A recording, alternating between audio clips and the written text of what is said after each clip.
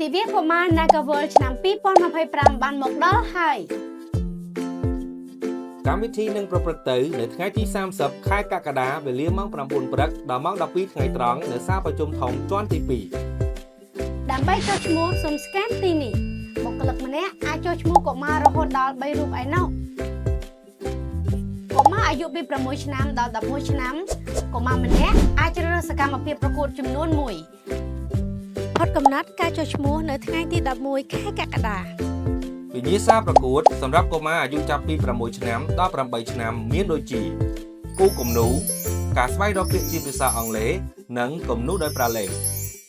វិញ្ញាសាប្រកួតសម្រាប់កុមារអាយុពី 9 ឆ្នាំដល់ 11 ឆ្នាំមានដូចជា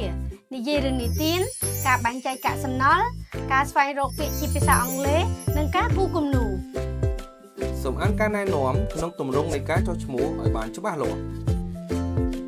សូមចំណាយពេលវេលាជាមួយកូនៗជាទីស្រឡាញ់របស់លោកអ្នកជួបគ្នានៅថ្ងៃទី 30 ខែកក្កដាទាំងអស់គ្នា